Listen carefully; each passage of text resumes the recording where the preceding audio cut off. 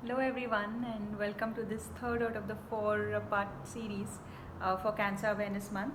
My name is Nupur Desai and I'm a veterinary oncologist in Mumbai. So the last two times we spoke about common clinical signs for cancer, some easy diagnostics that can be done to rule in or rule out cancer, and then we went on to talking about some common treatment options and why we may choose one versus the other. Today we'll talk about quite a common tumor type called osteosarcoma. And this is, as the name suggests, the cancer of the bones. It's commonly seen in dogs, less often in cats, and it's a totally different disease in cats. So when you're talking about osteosarcoma in dogs, the first thing to remember is it usually happens in the longer bones, so in the appendicular skeleton, which would be, humerus, radius, ulna, femur, or tibia fibula. The most common location is the distal radius, and usually the location is, the way I remember it, is away from the elbow and towards the knee. So when you're talking about away from the elbow, you basically, like this cartoon shows, it's proximal humerus, distal radius is the most common location. Towards the knee is less common, so your distal femur and proximal ulna is not that common. Proximal fibula, tibia fibula is not very common. Then the age. The other interesting thing about this disease is there is a bimodal peak. What that means is it's commonly seen in middle-aged to older dogs, so about 7-8 years of age to older. But it's also seen in some really young dogs, about 1 to 2 years of age. So if you do get a dog coming in with limping, where the radiographic changes are very similar to an osteosarcoma, always remember that younger dogs can get this disease. It's most commonly seen in, I would say, larger dogs, so middle-aged to larger breed, or middle-sized to larger breeds, which would be in India Labradors, Retrievers, GSDs, Great Danes would be the common breeds presenting with this tumor type. So a lot of times you're going to get a history of, he went walking and then he hit something and he's come back limping now. So obviously your first thing you'll do is do a good physical exam, localize where the limp is from, localize where the pain is from, and then you would obviously do a radiograph. So yeah, osteosarcoma has a very distinct way it looks on the radiograph, and that's because there is a lot of proliferation, there's a lot of lysis of the bone. So you look at cortical lysis, you look at some maybe soft tissue swelling, there is new bone formation as well. So basically in this radiograph what you're seeing is all these things that I just mentioned, and there's something called as a Codman's triangle. So basically you're looking at your periosteal elevation.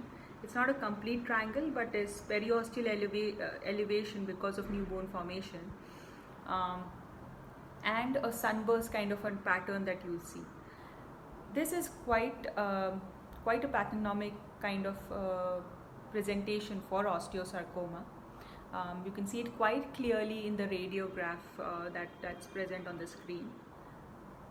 Also remember, osteosarcoma doesn't cross the joints. So if you're having a tumor that is crossing your joint, it's probably not osteosarcoma. It's probably some soft tissue, like a histiocytic sarcoma or something, synovial cell tumor or something else going on. Osteosarcomas don't typically cross the joints. So if a dog comes in with the clinical signs, you've done a radiograph, and this is what you find on the radiograph. The next thing that you would want to do is definitely find out what this is, because there are some differentials which may look like osteosarcomas as well. Again, very rare, but some fungal diseases can look like this. But more often than not, or osteomyelitis can look like this. More often than not though, this is probably an osteosarcoma lesion.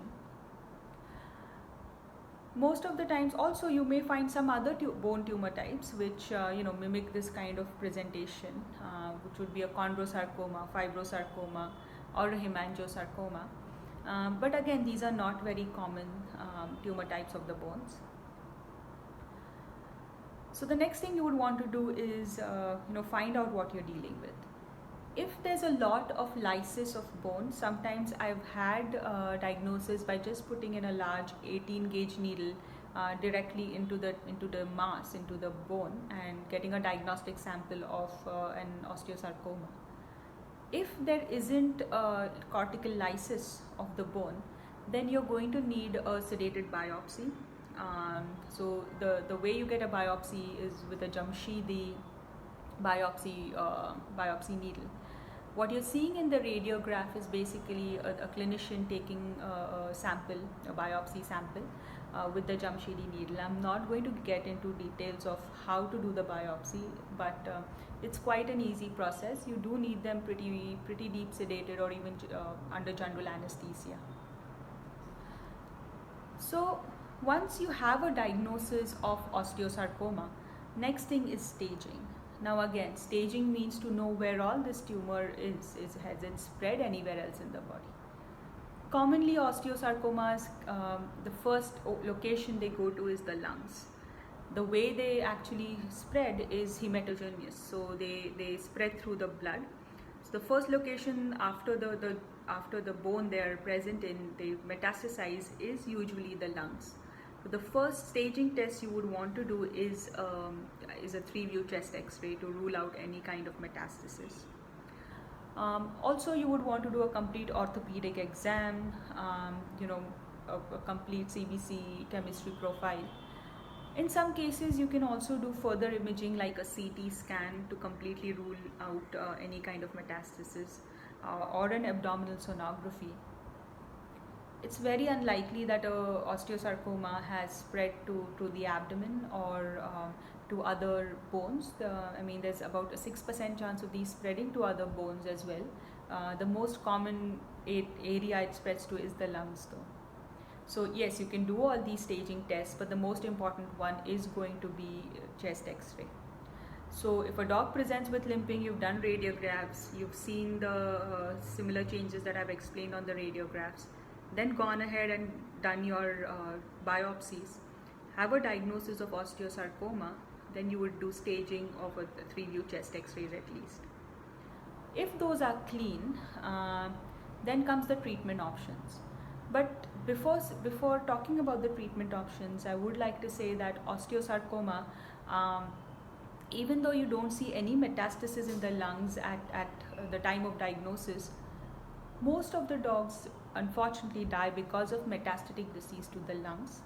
And that's because in more than 90% of the cases, we do have micrometastasis. So metastasis is already present in the lungs, but you don't really see it on radiographs.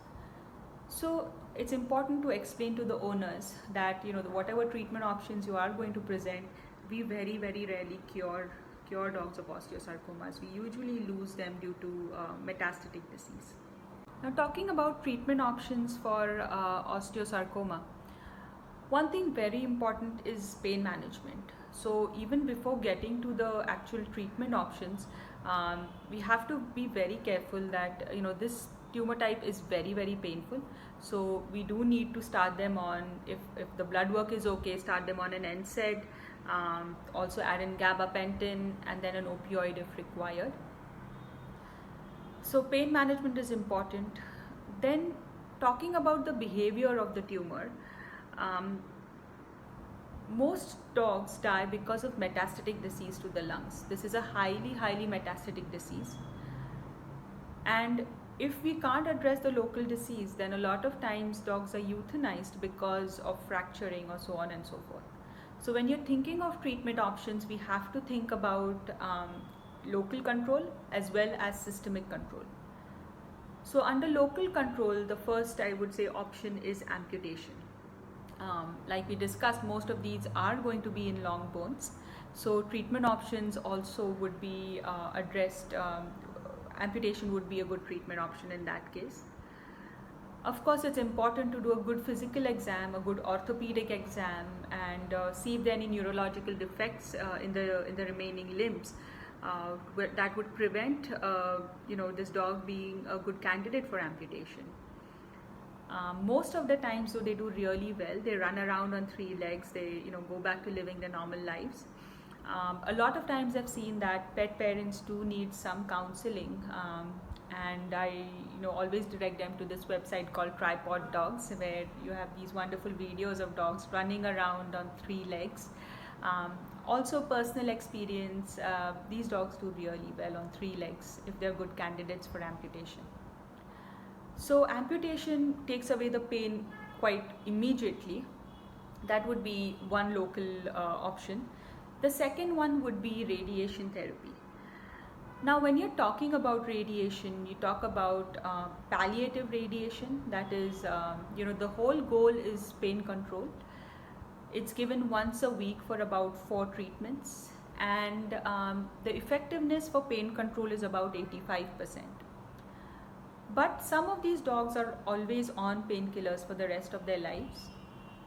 The other, I would say, complication is fracturing of the bone. So a lot of times these dogs who are not good candidates for amputation, or because pet parents don't want to amputate, are at a higher risk of fracturing with or without radiation. But also, because they're more comfortable, they live for longer with radiation. So there's a higher risk for fracturing. And then there's stereotactic radiation, which is, the new upcoming, really, I would say, precise form of radiation, where it's appropriate for smaller tumor volume.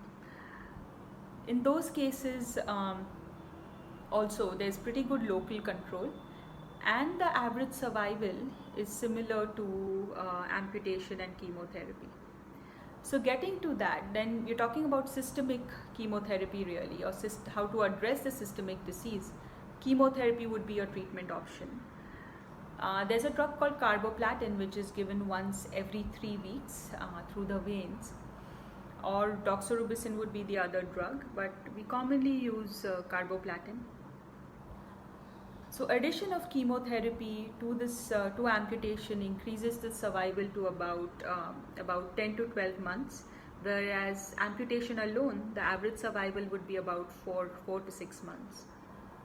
With stereotactic radiation, so the more precise form of radiation and chemotherapy together, the average survival is quite similar to amputation and chemotherapy. So the average survival is again about 10 months. With radiation alone, with palliative radiation, the average survival is about 4 to 6 months. And unfortunately, most of these dogs are euthanized because fracturing of the leg that's been radiated, or because of pain that does not really respond to anything. The other, I would say, therapy is something called as bisphosphonates. Now these are given in cases of osteoporosis in women. It's also given through the veins, usually once a month, and the role of it is it strengthens the bones. So in cases where amputation is not done, it's a good therapy to be added to try and reduce the rate of fracturing. So these would be your treatment options. Also remember, even though metastasis is not present at staging, a lot of times, 90% of the cases, we lose our patients due to metastasis to the lungs. So micrometastasis is present at diagnosis. Your treatment options are going to be amputation, radiation, chemotherapy, bisphosphonates, and pain management is very, very important. So just in brief, basically osteosarcoma is mostly seen in it has a biphasic behavior, so in really young dogs, 1 to 2 years old or older dogs, mostly in large breed dogs, usually away from the elbow towards the knee, and the treatment has to be addressed, local disease as well as metastatic disease. So there's a role of surgery, radiation as well as chemotherapy in this tumor type. So thank you for joining us, and see you next time. Okay, thanks.